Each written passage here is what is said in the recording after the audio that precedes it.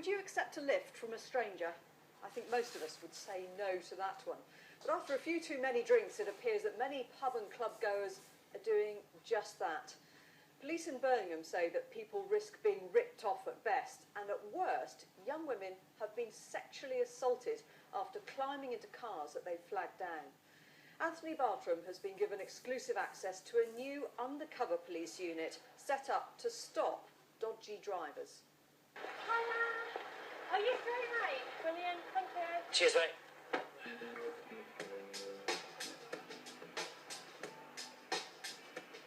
There are some cab drivers who have no business and no licence to pick you up.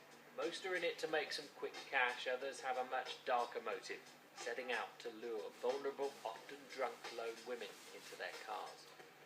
Tonight we're out with the police and the council looking for dodgy drivers. They're known as plyers. It's Friday night and Birmingham's buzzing. So you're quite suspicious of this guy tonight? Yeah. In a few hours, they'll all be looking for a ride home. Have you ever flagged down a private hire vehicle to get home? There's no problems. You've never done that? Why? Because it's not safe. And when you go home tonight, what's your plans then? Black cabs down the road. Black cabs? Yeah. That's the answer PC Dave Huntherson and his team want to hear. But far too many pub and club goers aren't thinking carefully enough about who's taking them home. Have you ever flagged down a private hire? In Manchester we have. Private hire and not a taxi? Yeah, private hire. Do you know the safety implications there? No. The most important difference that you need to know about is that only hackney drivers can legally pick you up without a booking. Private hire cabs who take fares straight from the street are breaking the law. But the police are more worried about their passengers. They'll take the chance. There's the driver. Quick, easy fix home. There's no record of the journey. There's no audit trail. There's no booking. So therefore, the driver knows that, can take advantage of the female in a drunken state. The police are not out to scare people, but when you hear about some of the cases they've dealt with, the message really hits home. You don't think when you're drunk. You just decide you're going home and getting the closest taxi to get home. The car Sarah got into wasn't a cab at all. You hear about stories, but I didn't think it was that common at all. You alright, love? And I thought you just have to be really unlucky, but it's shown to me that it's easy to end up in that situation through no fault of your own. You're just trying to get home, and unfortunately I didn't make it. The 19-year-old admits she'd had way too much to drink and didn't appreciate the risk she was taking by leaving the club alone. When I get in a taxi, that's when I relax and I'm like, oh, my feet are hurting, so good to sit down knowing that you're on your way home, and that's what it would have been like that night. Sarah is one of 75 women who've been sexually assaulted while trying to get home from nights out in Birmingham in the past 2 years. It's like he'd planned. As soon as I got in, he took me off to the complete opposite direction of where I'd asked to go, but I didn't know the area, so I didn't know he'd gone the wrong way. Shaquille Ahmed had been prowling up and down Broad Street in his car looking for a victim half the night. This bogus taxi driver was jailed just before Christmas for 5 years for the serious sexual assault he put Sarah through.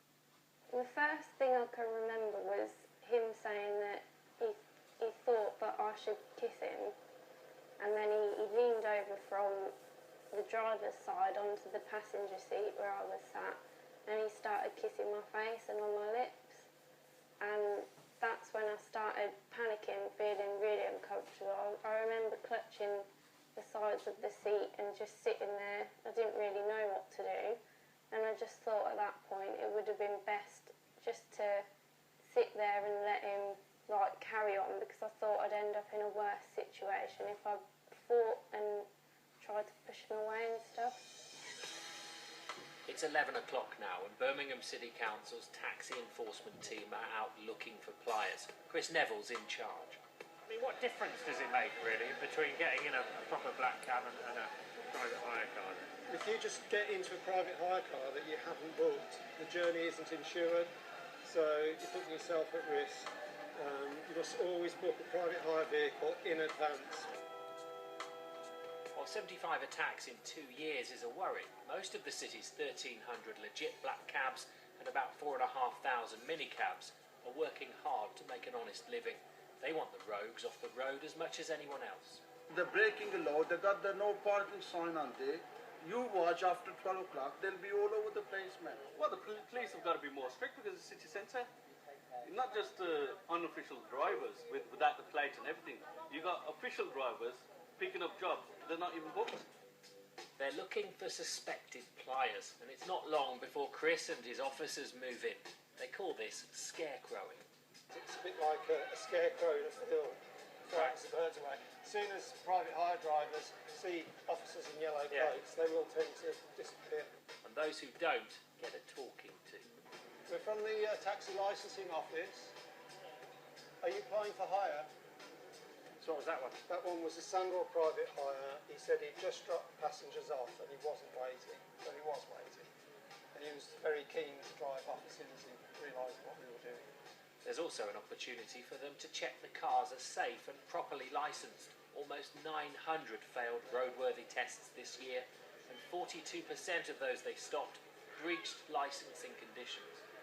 But there's another side to this operation that the drivers won't see coming. Well, as you saw, as soon as we showed up with our cameras, those rogue drivers made themselves pretty scarce. So tonight I'm going out with a group of undercover officers to find out what they're really up to.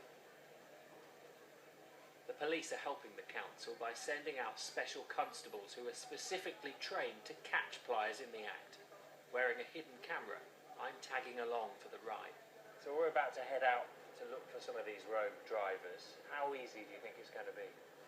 I'd say fairly easy, especially around areas like this. You've got lots of students, etc. on nights out and Friday night. It's midnight and we're posing as friends looking for a ride home from the pub.